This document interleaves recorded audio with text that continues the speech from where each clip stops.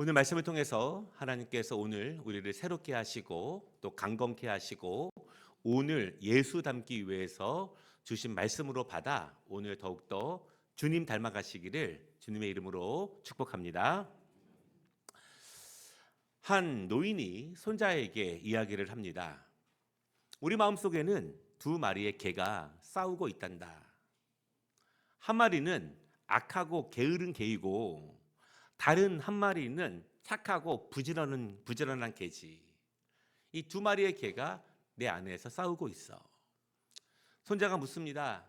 할아버지, 그럼 어떤 개가 이기나요? 노인이 답합니다. 내가 먹이를 잘 주는 놈이 이긴단다. 이 할아버지의 말처럼 우리는 늘 두 가지의 가능성으로 살아갑니다. 그리고 날마다 선택을 합니다. 어제까지 살아오고 생각하고 판단한 것들을 중심으로 우리는 또 내일을 선택하고 내일을 살아갈 수 있어요. 그것이 편합니다. 늘 하던 방식으로 살아가기 때문에 편하죠. 여러분, 그렇지만 어제와 다른 내일을 선택하는 것은 힘듭니다. 안 하던 방식을 선택해야 하고 편한 것들을 포기해야 하고 어색하고 불편하던 것들을 선택해야 하기 때문에 어렵죠. 근데 그때 중요한 것이 있습니다. 내가 정말 진심으로 더욱더 중요하게 생각하는 것이 무엇인지, 내 마음이 무엇을 정말 원하고 있는지 그것을 판단하는 것입니다. 여러분, 그때 우리의 판단의 근거는 하나님의 말씀이 되어야 할 줄을 믿습니다. 그것이 하나님과 관계없는 그저 나만의 것이라면 상관이 없겠지만 그것이 나와 하나님 사이에 관계가 있는 것이라면 하나님 말씀이 중심이 되어야 합니다. 내 안에서 하나님 말씀이 나를 이기도록 우리는 말씀이 강건해지도록 말씀의 먹이를 잘 주어야 합니다. 기도가 내 안에 충만해지도록 우리는 기도를 계속 채워 나아가야 합니다. 왜냐하면 결국 내 안에서도 강한 것이 이기기 때문에, 충만한 것이 이기기 때문에 그렇죠. 우리가 예수를 닮는다는 의미는요, 늘 주님의 가르침을 내가 받겠습니다, 그런 뜻입니다. 제가 오늘도 더욱 주님의 제자로 새로워지겠습니다, 그런 뜻입니다. 늘 연약하지만 그럼에도 오늘 받은 말씀을 통해서 내가 어제와 다른 오늘은 새로운 제자의 모습으로 내가 새로워지겠습니다, 그런 다짐으로 우리는 말씀을 대하는 것입니다.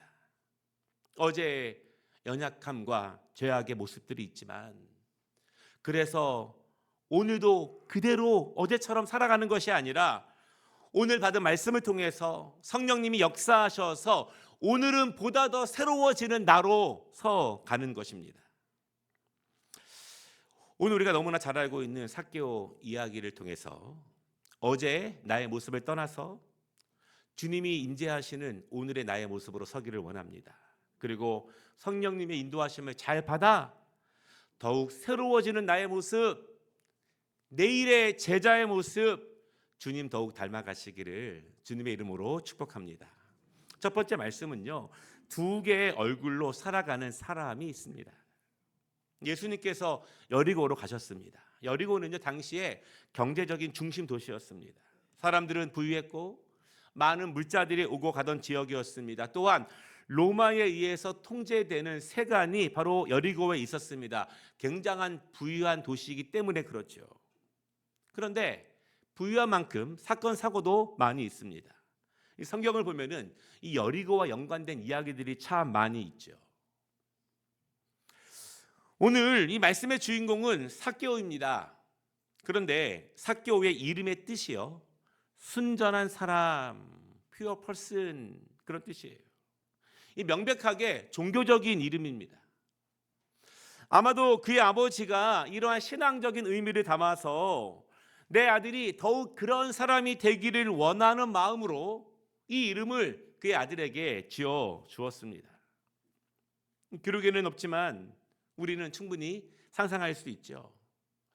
이 삭개오의 부모가 어떤 마음으로 그 아들에게 그 이름을 지어 주었을지. 하나님 앞에 이름처럼 순전한 아들로, 신실한 아들로 자라기를 원했던 부모님의 마음. 삭개오는 자라면서 아주 명석한 아들이었습니다. 그러나 신체적으로는요, 이 남들처럼 건강하게 자라지는 못했어요. 그 아들의 모습을 보면서 부모는 어떤 마음으로 기도를 했을까? 이 삭개오의 이름을 통해서, 그의 신체적인 모습을 통해서 우리는 그의 부모의 모습을 충분히 볼 수 있습니다. 제가 최근에 한 사람을 만났는데요, 아주 깜짝 놀랄 정도로 대중적으로 유명한 사람입니다. 근데 그분이 이렇게 말합니다. 제가 몇 년 전에야 하나님을 만났습니다. 그러면서 하는 말이요, 그의 어린 시절 그의 부모님은 가정에서 늘 말씀을 펴놓고 읽고 기도하셨던 부모님의 모습, 내가 어린 시절에는요 그 모습을 늘 보지만 그냥 지나쳤습니다. 그런데 몇 년 전부터 어느 순간부터 여전히 그렇게 기도하시는 부모님의 모습이 다르게 보였답니다. 그리고 내가 하나님을 진정으로 만나고 보니 그런 부모님의 삶의 모습, 그리고 아들을 향한 부모님의 간절한 기도가 지금 자신을 하나님께로 인도한 것 같습니다. 그렇게 고백을 해요. 아마도 삭개오는 그렇게 자랐을 것입니다. 그랬기에 그가 예수님이 그 동네에 오신다는 소문을 듣고 그는 어느 순간 예수님을 만나보기를 원했습니다. 그래서 예수님 곁으로 나아갑니다. 삭개오는 우리가 아는 것처럼 그 이름처럼 살지는 못했습니다. 그의 부모의 기도처럼 살지는 못했어요. 그의 현재의 직업은 세리장입니다. 로마의 세금을 바치기 위해서 때로는 자주 백성들을 억압합니다. 그리고 현재 그 일을 통해서 그는 부를 많이 축적한 사람이에요. 개인적으로는 여유 있고 부를 얻었을지 모르겠지만 민족적으로는 죄인이라고 불리던 일을 열심히 합니다. 그래서 7절을 보면 예수님이 그를 만났을 때 사람들은요, 예수가 죄인을 만난다고 비판을 합니다. 아주 오랫동안 평생을 그런 말을 들으며 살았던 삭개오예요. 어찌 보면 자신의 연약한 신체적인 어려움, 자신 안에 있는 그런 컴플렉스, 그런 그것을요 물질적인 충족으로 채웠을지 모릅니다.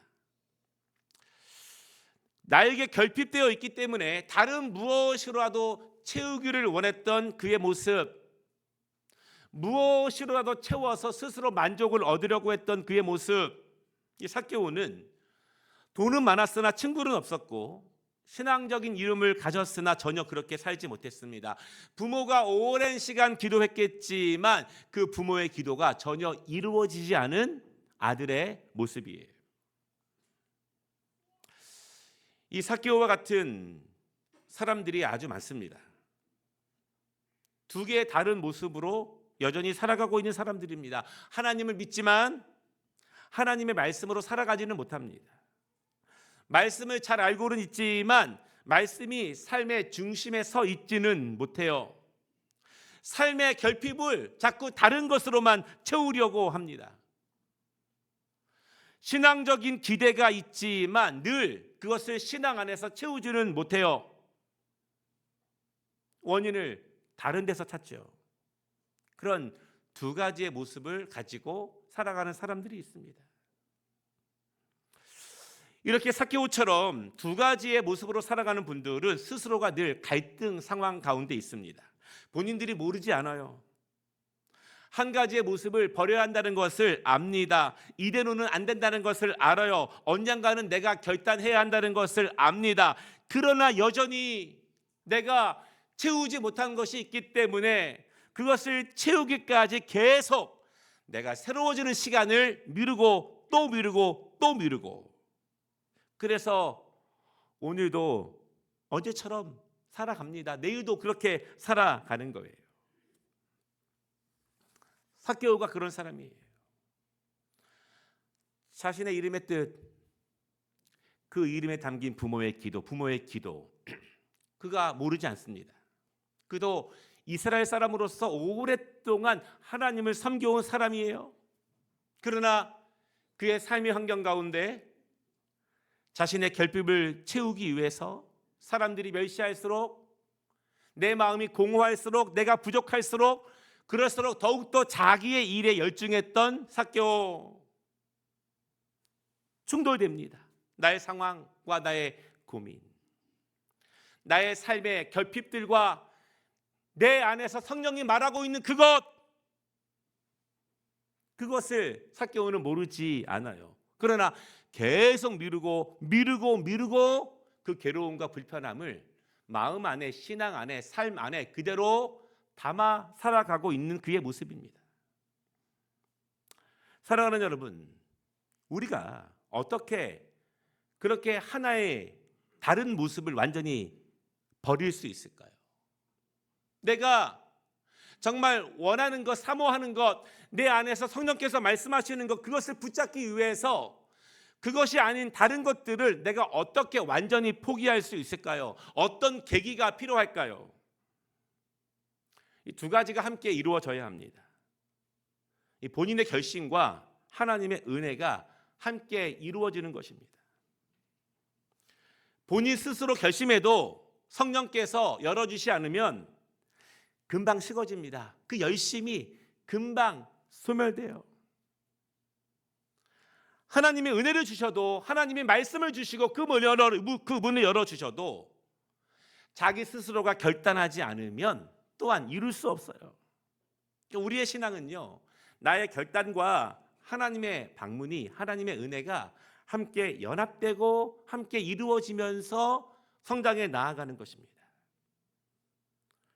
오늘 삭개오는 어떻게 나아갔습니까? 첫째, 삭개오는요, 돌 무화과 나무 위에 올라갔습니다. 삭개오는 예수님에 대한 이야기를 전해 듣습니다. 그 이야기를 들을 때 그의 마음이 뜨거워지는 거예요. 성령께서 인도하십니다. 스스로 감당할 수 없습니다. 집에 있을 수 없어요. 그의 마음을 삭개오는 이제 태도로 보이고 행동으로 연결합니다. 그는 나무 위에 올라가요. 예수에 대한 소문, 예수를 만나보고 싶다는 마음, 이제는 내가 무엇인가 해야 한다는 그의 결심, 그것이 행동으로 이어지게 됩니다. 그래서 나무 위로 올라가죠. 여러분, 나무 위로 올라갈 때 그는 자신의 체면을 내려놓는 일입니다. 이 나무 위에 올라가는 일은요, 이 어린아이들이나 하는 어처구니 없는 일이죠. 그러나 그것도 내려놓아야 합니다. 평소에 안 하던 일이지만, 생각하지도 않던 행동이지만 예수를 지금 만나야 한다는 마음이 더 크면, 그것이 더 중요하면 자신의 체면, 자신의 자존심, 자신의 무엇이라도 버릴 수 있는 용기와 결단이 필요합니다. 오늘 삭개오는 결국 나무 위로 올라갔습니다. 올라가지 않으면 예수님을 볼 수 없기 때문이에요. 내가 서 있는 그 자리에는 예수님을 볼 수 없었습니다. 아무것도 안 하면 예수님을 볼 수 없었습니다. 내가 서 있는 그 자리에서는 예수님이 보이지 않았어요. 그래서 그는 체면도 버리고 자존심도 버리고 안 하던 행동을 합니다. 그렇게 하니 예수님이 보여요.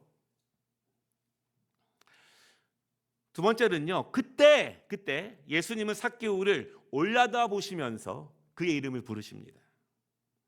삭개오의 결단과 예수님의 찾아오심이 만나게 됩니다. 이 많은 사람들은요, 스스로의 결단 없이 예수님의 은혜만을 기다립니다. 자신은 가만히 있겠습니다. 주님, 내 자리로 은혜를 부어 주십시오. 그러나 은혜는 결단 위에 내려집니다. 결단 없는 은혜는 금방 소멸돼요. 왜냐하면 스스로가 준비되어 있지 않기 때문이에요. 그릇이 전혀 준비되어 있지 않기 때문입니다. 그러면 자신의 그릇을 생각하지도 않고 은혜 없음을 탓하게 됩니다. 아래서는 보이지 않았던 예수님, 올라가니 예수님이 보여요. 제 자리에서는 보이지 않았던 예수님, 그냥은 볼 수 없었던 예수님, 내가 의지를 가지고 결심하고 행동하여 나무 위에 올라가니 예수님이 보입니다. 내가 행동하니 예수님이 보입니다. 내가 어제와 다르게 오늘을 살아가니 예수님이 보여요. 예수님은 그 순간을 기다리셨습니다. 이제는요, 예수님이 위에 올라간 그를 바라보십니다. 그리고 위에 있는 그와 눈이 마주치십니다. 그의 마음을 아십니다. 그가 어떻게 올라가게 되었는지 그의 그동안의 삶을 아시고 주님은 그의 인생을 아셔요. 그리고 주님은 삭개오의 이름을 부르십니다. 삭개오가 자기 자신의 이름을 말하지 않았지만 내가 누구라고 왜 여기에 있는지 주님께 소개하지 않았지만 예수님은 이미 그를 아십니다. 그의 모든 것을 아셔요. 사랑하는 여러분, 내가 나를 포기하고 나를 버리고 홀로 올라가지만 내려올 때는 주님이 함께 하심을 믿으시기 바랍니다. 우리는 이 점을 꼭 기억해야 돼요. 주님을 보기 위해서, 만나기 위해서 나를 버리면 주님이 함께 하십니다. 우리는 어떤 모습으로 살아갑니까? 혹시 우리도 삭개오처럼 두 가지의 모습, 두 가지의 삶을 동시에 가지고 살아가진 않습니까? 늘 마음으로 원하지만 이루지 못하고 있는 나의 모습, 그 모습이 나도 너무너무 힘들고 있지만 그 두 가지 삶의 모습을 보고 계시는 주님의 마음은 어떠하실까요? 주님은 우리의 삶을 아십니다. 우리의 이름도 아십니다. 그리고 주님은 기다리십니다. 내가 이제는 나무 위에 올라오기를 기다리셔요.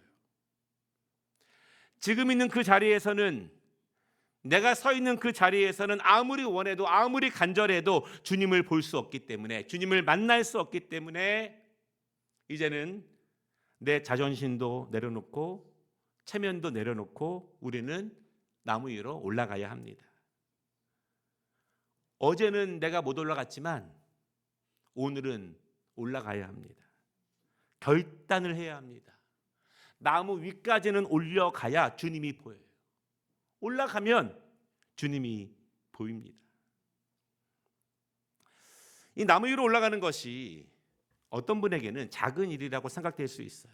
나도 언제든지 마음만 먹으면 나무 정도는 올라갈 수 있어, 이렇게 말합니다. 여러분, 그런데 말하는 사람은 올라가지 않아요.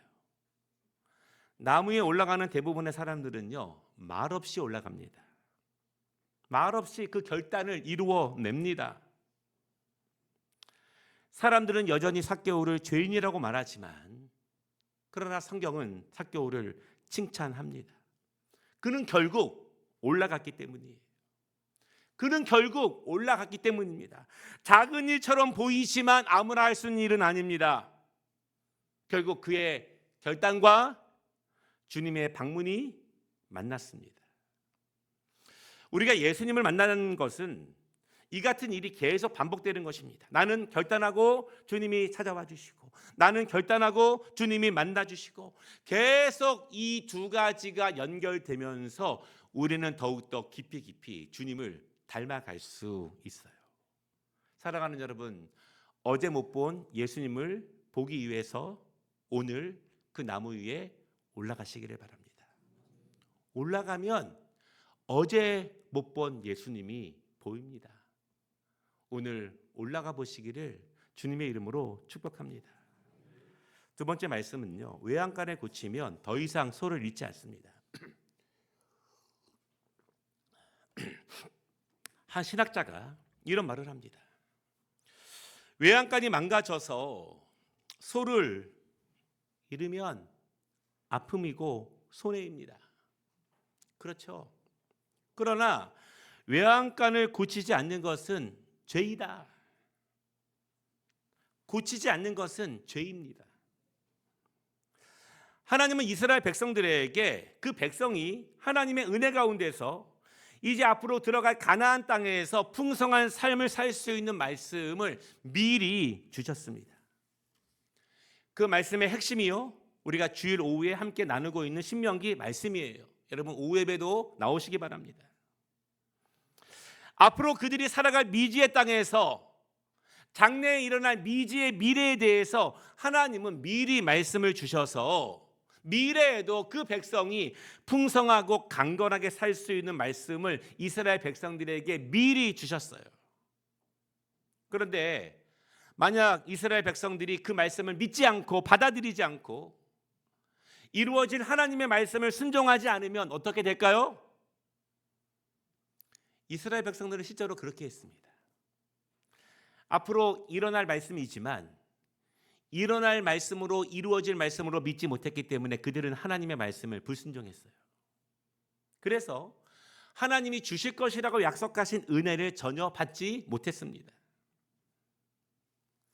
하나님이 주신 축복의 말씀대로 살지 않아서 하나님의 축복이 나에게 이루어지지 않으면 나는 하나님의 은혜를 받지 못한 것, 그냥 그 정도로 끝나는 것인가? 그렇지 않습니다.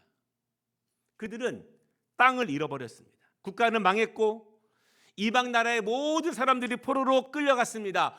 그들은 모든 것을 다 잃어버렸어요. 그때서야 이스라엘 백성들이 회개합니다. 그때서야 철저히 후회합니다. 하나님의 말씀으로, 그때 주신 하나님의 말씀이 우리를 진정으로 살리는 말씀임을 언제요? 실패하고 언제요? 포로로 끌려간 이후에야 후회하면서 그때 깨달아 돼요. 그래서 이스라엘 백성들은요, 이 포로에서 돌아온 이후에 철저하게 말씀을 공부합니다. 자녀들에게 말씀을 철저하게 가르쳐요. 그리고 철저히 하나님의 말씀대로 살았습니다. 그것이 지금의 이스라엘을 만들게 했죠. 오늘 제목과 이스라엘 백성들의 역사를 대입해 보면 그들은 외양간을 고치지 않아서 소를 잃었습니다. 모든 것을 잃어버렸습니다. 굉장히 안타까운 일입니다. 손실이 나고 손해가 나는 것은 너무너무 안타까운 일이에요. 그러나 다행인 것은 그들은 외양간에 고쳤습니다. 다시는 반복하지 않았습니다. 철저히 하나님의 말씀을 붙잡았습니다. 다시는 반복하지 않겠다고 다짐을 합니다. 내가 외양간을 고치지 않는다는 것, 내가 그냥 불편한 대로 살겠습니다. 그냥 하나님의 은혜 덜 받고 살겠습니다. 그것으로 끝나는 것이 아니라 하나님 앞에서는 불신앙이 되는 것이고 죄가 됩니다. 알고도 고치지 않는 것, 들어도 고치지 않는 것, 깨달아도 고치지 않는 것은 하나님 앞에 불신앙이고 죄예요.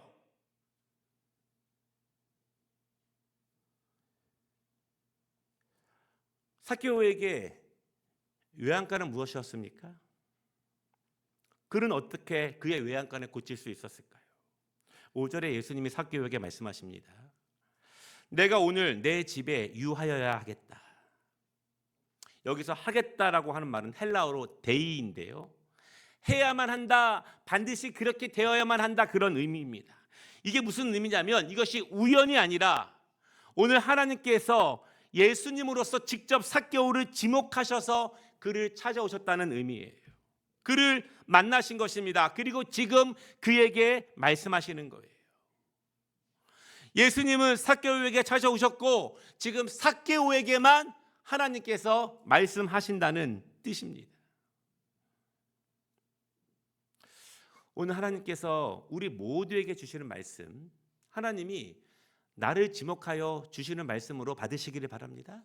옆에 있는 누구가 아니라 하나님은 지금 나를 지목하여 나를 찾아오셔서 나에게 말씀하시는 하나님의 말씀으로 여러분 받으시기를 바랍니다. 오늘 삭개오는 변화되었습니다. 그는 결단했습니다. 그는 그동안 평생 살아왔던 두 개의 삶에서 완전히 하나의 삶을 버리게 됩니다. 어떻게요? 예수님을 직접 만났기 때문이에요. 삭개오에게 지목하여 말씀하시는 예수님의 말씀을 삭개오가 온전히 받아들였기 때문입니다. 미루지 않고 지금 받아들였습니다.